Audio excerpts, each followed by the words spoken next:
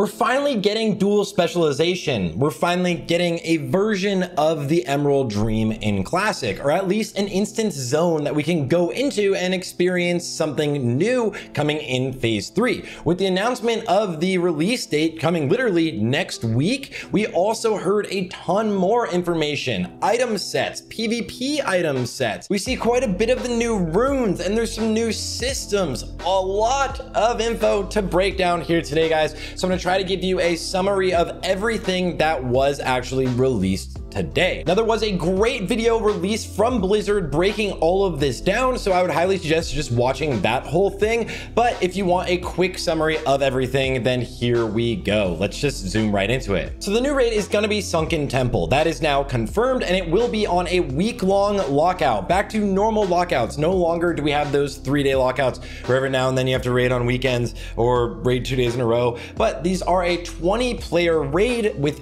8 bosses in it. So there's also some brand new bosses that I will show you in a second. There's going to be hundreds of new items and item sets. They are very, very aware of the struggle of gearing. So bosses will drop more gear as well as more tier sets that won't conflict. Like, you literally won't be rolling against every other class in the game just to get your tier. There's a bunch of new and revamped epics, and also the quest rewards. The old quest rewards that we talked about earlier are definitely coming back. So this is one of the bosses. This is the boss down below that you usually have to click all of the altars in a particular order before you can even engage on the boss down below. But there's this new boss that's patrolling actually through the corridors that you'll have to deal with. This will be kind of nice, but also maybe a little RNG on where the pat is. But if we look at some of the gear items, there's some phenomenal pieces of gear in here. We've got this incredible Shadow Arcane offhand, as well as a gun axe. So if you're playing like a paladin or a shaman or a warrior, you now have a ranged weapon, but there's actually a way better ranged item for warriors later, like a hook or a harpoon. So we'll talk about that in 1 second. They also have revamped some of the epics in there, as well as scaled some items up to being epics. We're gonna have like a ridiculous amount of loot. The loot sheets are gonna be crazy, but Dragon's Cry already has been buffed 40 DPS, 18 or 16 attack power, 8 stamina, and it's a 2.6 speed sword, which means like everyone kind of likes it. It's actually pretty nice.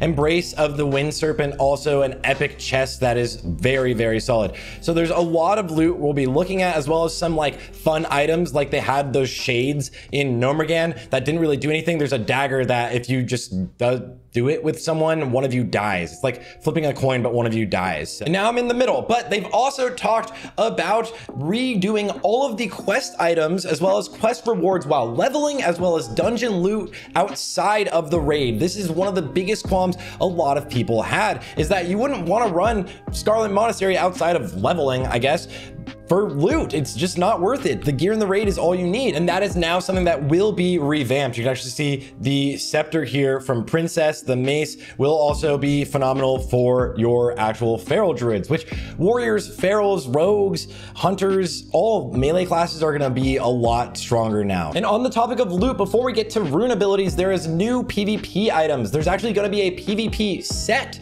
which we haven't had in like forever. 2 kind of PvP sets, actually. There's going to be one you can get from the new event, and one from being rank 5, 6, and 7. These are going to be full entire sets for you, which will help make it so that you don't get bursted down in literal seconds or in a global, which is obviously a major issue that happened this phase. They are listening and trying to deal with that. So we will have full entire tier sets with some set bonuses, and the starter set, like I said, from the Emerald Warden faction. And you can see the sets here. They're essentially going to be specialized sets that will actually be for a specific spec for the most part. So they will be having tier sets, not necessarily for every single individual spec, but everything that your class can do. So if your class could tank, heal, or DPS, shout out paladins, then you will now actually have a set for all of those. And we'll get into the level 60 tier sets later. They even mentioned those, but the PvP sets, this is going to be the stronger one. This is going to be from ranking, and then you'll get a weaker version of these sets, or a weaker set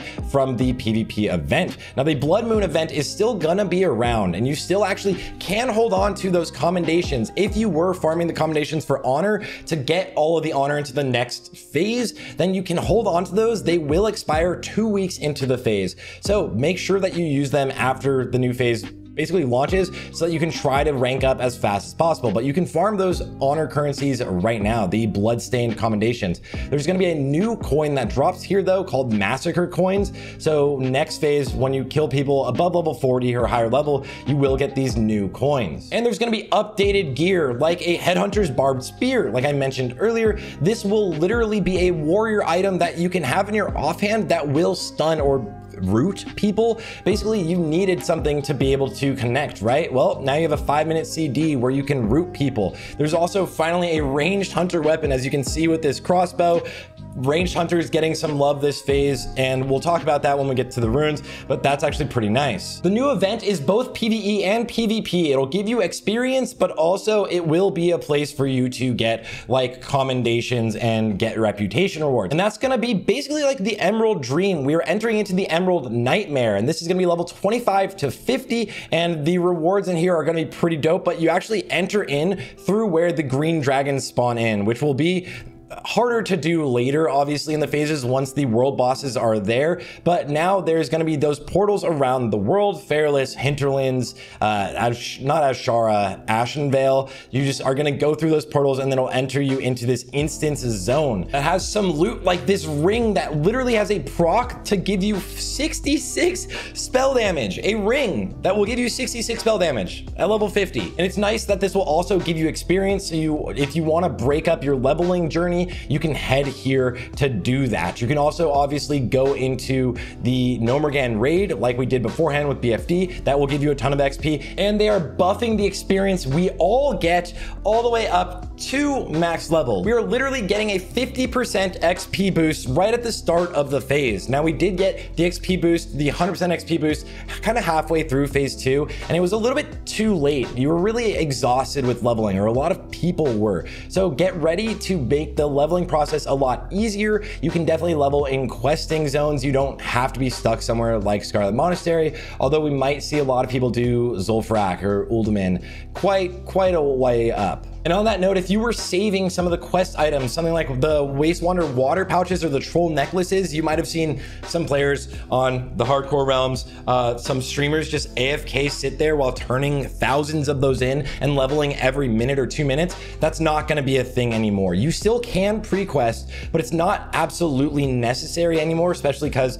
you will have until like 5 days until the first lockout. It's a week-long lockout, so it's not really that rushed. So you shouldn't feel too bad on not rushing the first weekend or next weekend even to get to level 50. Oh yeah, and we're getting dual spec. Like I mentioned at the beginning of this video, dual specialization is finally coming. You will finally be able to tank and heal, DPS and PvP, anything like that. Respecking wasn't bad, it's just really inconvenient. So this is like my favorite thing that they're finally adding to the game. There's of course gonna be new profession gear, and there's gonna be specializations for professions like Goblin Engineer or Gnomish Engineer. They're adding more quests like that, so expect that for the open world. But let's talk about the new runes. Blizzard knows that last phase, a lot of us were frustrated, a lot of the community were frustrated that they couldn't even get most of the runes on their alts until almost level 40. So the entire leveling experience of this phase did not have you having the new runes. Well, that is something they are absolutely looking into,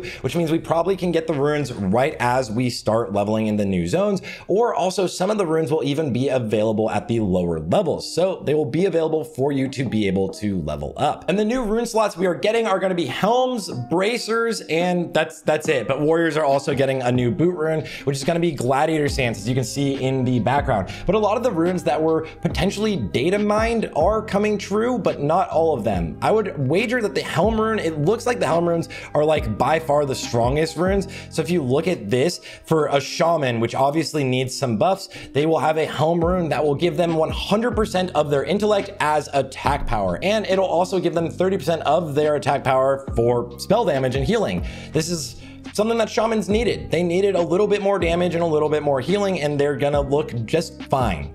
But no, all jokes aside, everyone is getting some really amazing runes. Rogues are finally going to have Honor Among Thieves, which allows you to get a ton more combo points. So if your friends crit the boss, you also get combo points. There's a little bit of a delay there, or a internal CD, but you also get Cut to the Chase, where you put up Slice and Dice once and then you never have to refresh it yourself on the bosses, because your Eviscerate and Envenom, your finishing moves, will fully refresh Slice and Dice. This is a nice quality of life thing that we got from Wrath of the Lich King, although I would wager that rogues kind of need a little bit more love, just because their rotation still hasn't actually changed from pretty much pressing 2 buttons.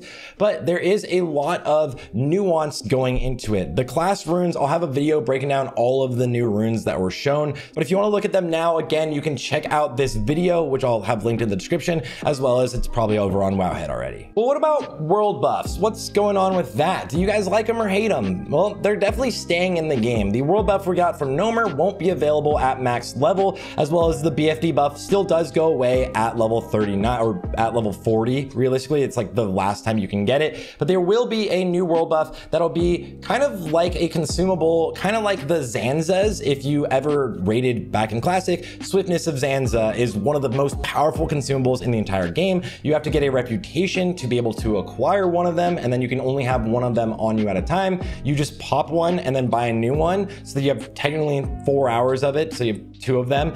But basically, this is what it looks like we will be getting. We're getting a Zanza-esque consumable coming in next phase, as well as a normal world buff. And like I said, the new raid will be on a week-long lockout. It'll be available right away on launch, so we'll have a race to world first, but you will be getting a ton more loot now, because you won't be raiding 2.5 times a week or whatever. You pretty much are only raiding once a week. It's more consistent, which is nice, especially if you have 20 people in the raid, and all raids going on in the future, including ZG. Every raid in the future will now be on a weekly reset. No longer will we have some of those smaller raids being on a 3-day lockout. Oh, and I forgot, they finally have addressed weapon skill. So you will have a system to be able to get rid of those, or get past the racials of not having weapon skill. This is coming at level 60, so I wouldn't worry about it yet. That's some of the content coming at level 60, where you will be able to choose for yourself 2 separate weapon skills. So maces and swords, and you will have +5 to both of those if you're having one in your main hand, one in your offhand, and then you can switch between these. So this is actually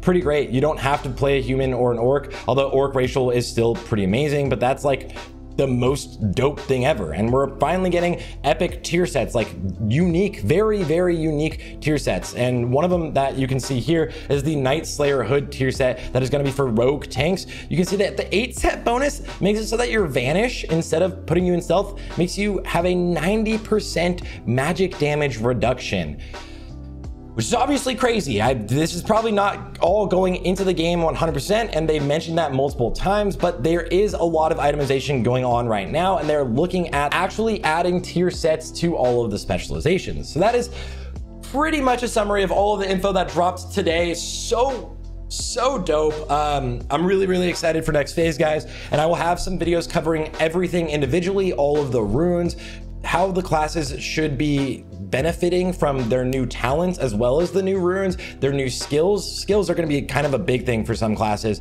and what we can expect moving forward. So of course, if you liked the video, make sure to subscribe to the channel, because we're almost towards 100K, and I love you guys. I'll see you on the next one.